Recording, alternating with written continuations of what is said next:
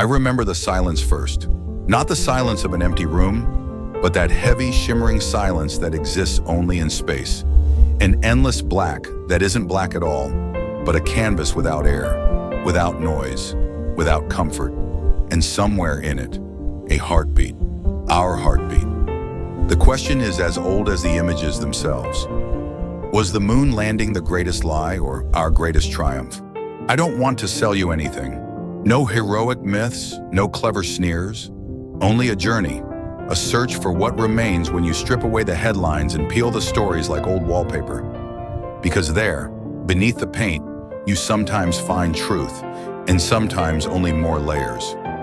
Let's begin with the doubts because they are honest. They say the flag waved in the wind. They say the stars were missing, the shadows were wrong, the radiation deadly, the pictures too beautiful. And somewhere between studio lights and the Cold War, the great theater was staged. I take that seriously, not because I love deception, but because truth deserves to be questioned. Picture a night in 1969. The television hums. Families sit shoulder to shoulder. A father carries his child from bed to the living room because there are things you want to tell your grandchildren one day. On the screen, sand that isn't sand at all, but regolith, ground rock, old as time. A voice, one small step for a man, and then in between, decades of questions. The best way to test a claim isn't to shout louder, it's to grow quieter, attentive. So let's start where romance ends, with a mirror of glass so unobtrusive it's easy to overlook. Retroreflectors stand on the moon, installed by Apollo astronauts and later by Soviet and French probes. They do nothing spectacular. They don't dazzle, they don't move, they don't pose. They wait for a pulse of light fired from observatories on Earth. A few photons return, a whisper of light that measures distance down to millimeters. These measurements have run for decades. If it was theater, then someone built the set so that for half a century, it has replied with the correct distance to Earth. It is unlikely. And it's precisely in that unlikelihood that one of the quietest proofs I know resides. But the stars, the camera, I say, is not an eye. It has no patience. The Apollo photos were exposed for bright, sunlit ground, for suits, for the lander's shiny metal.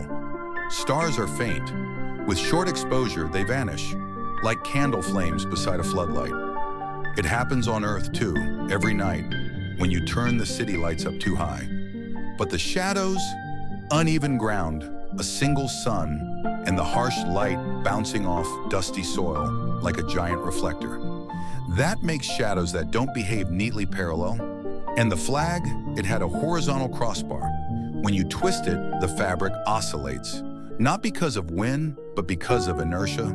That's physics in a vacuum. No air to slow movement. Only motion that persists until it finds rest.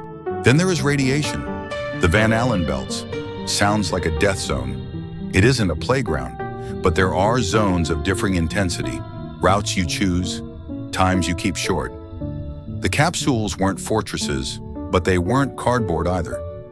The measured dose the astronauts received stayed below lethal thresholds. Not zero, but not the end. That doesn't make it safe, it makes it possible. If doubts deserve honesty, proofs deserve respect. So let's talk about moon rocks. Over 300 kilograms came back to Earth, distributed to universities, examined by people with nothing to gain from flattering a nation. Under the microscope, the pieces tell stories. Tiny impact scars from micrometeorites. Glass that can harden like this only with very little air and very much time. Isotopes whose distribution differs from Earth's rocks. They are old stones, but not old lies. There is another kind of proof. Less glamorous, but almost poetic. Radio delay. A signal takes about 1.3 seconds to travel from the moon to Earth. The conversations between Houston and the astronauts carry that second within them like a pulse of distance. Amateur radio operators listened back then. Observatories recorded it. The numbers line up, again and again. It's as if time itself had signed. I was in between. But perhaps the best proof isn't one you can store in laboratories. Perhaps it comes from the mechanics of geopolitics. The Soviet Union tracked the Apollo flights obsessively. If there had been any chance to expose America's greatest propaganda victory as a fraud, they would have seized it. Instead, Moscow sent congratulations. Grudging, yes, but acknowledgments of a moment bigger than the rivalry. And yet I understand why the lie is so seductive. Great triumphs are rare, but deceptions are popular. A conspiracy offers something facts rarely do: a comfortable, tidy world. They do it. We are deceived. It explains the disappointments of everyday life in a single, potent picture. It's psychology, not just politics. If I accept that, if I allow myself to understand why doubt feels cozy, my tone softens. I don't want to win. I want to understand. It also has to do with images that look too clean, too iconic. The boot print, the lander, the flag. It feels like advertising. Yet behind these showcases lie hundreds of failed photos. Shaky, overexposed, banal. The missions weren't choreographies for cinema screens. They were human work, full of mistakes, full of improvisation. And that, honestly, is what I love most. The mess beneath the myth. Sometimes the most surprising twist isn't that something was faked, but that it was exactly as hard as you think. Imagine you're Neil or Buzz. You know millions are watching. Your steps don't feel like they do on Earth, because gravity doesn't hold you as tightly. The dust jumps in arcs as if it belonged to another world, which it does. Behind the romance lurks a system of checklists, protocols, contingency plans. It isn't magic, it's the opposite. Humility before technology, and humility before the unknown. I once asked an engineer why the moon landing still moves him. He said, because we didn't just build something, we built uncertainty. We designed a vehicle that accounted for options, for errors, for we don't know, and then we went anyway. That honesty, the courage to say, we don't know, and still go, may be the rarest raw material of our time. And yet the stories of today remain, if lasers and isotopes don't move you, let me offer something else. The voices of people who watched the sky back then, far from Houston. An Australian technician tells of a shift at a station near Canberra, how they caught the signal on the dish, how time stretched in that room full of monitors, how someone next to him whispered, "It's really working." A Soviet radio operator, decades later, says in an interview, "We knew where they were. Our measurements fit.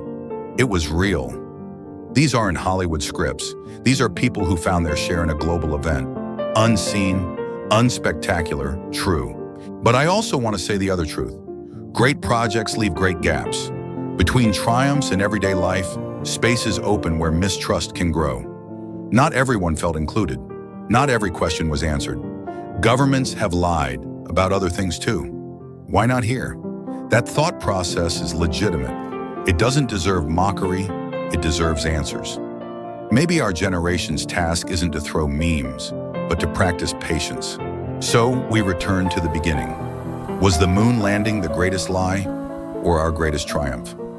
I believe it was a triumph, not one of marble, but of screws, sweat, and silence. Of people sitting at radar screens, of women solving equations in computing centers, of workers' hands gluing tiles, of voices trembling as they said, "Eagle has landed." The triumph isn't only that humanity touched the moon, it's that so many unknowns carried a piece of responsibility without ever stepping into the light. Maybe that's why the lie persists. It gives a diffuse achievement a clearer face.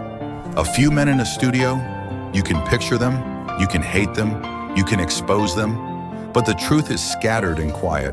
It lives in lab journals and boring diagrams, in delays of 1.3 seconds, in rock that shimmers like glass when you turn it. It is patient. In the end, a question remains that's bigger than the moon landing. What makes us greater? Skepticism that burns everything down, or doubt that tests and then holds what stands? To me, the moon is less a place than a mirror. It shows how we believe, how we doubt, how we hope. It shows what we can do when we set cynicism outside for a moment and say, let's measure, let's ask, let's go. I picture that silence again. A foot sinks into dust untouched for billions of years. A voice breaks through the delay, trembles, becomes history. Maybe it wasn't a perfect moment. Maybe it was just human, and that's exactly why it was so great. A lie disappears when you turn on the light. A triumph remains when no one is clapping anymore. And yet, I hope we still clap, not for legends, but for the courage to step into the abyss of not knowing and return with something that can't be faked. A look that says, I was there. Not me, not you. Us. The moon belongs to no nation, but that step belongs to all of us. If you look at the sky now, you'll see none of it. No flag, no footprint. Only light reflected back, making the shadows longer on a street you know. Maybe that's the final punchline. The greatest triumph of humankind shines at us every night without saying a word. And if we listen closely, we hear between two heartbeats an echo that traveled roughly 384,400 kilometers to remind us that we are capable of making the improbable real together. Was it the greatest lie or the greatest triumph? I leave the answer to you, but I ask you not to look for it in the noise. Look for it in the silence, in the small return of a photon, in a 1-second delay that can carry more truth than 1,000 claims, in a footprint that will one day fade, not by wind but by time, and in the sense that what connects us most isn't suspicion, it's the will to fly beyond it.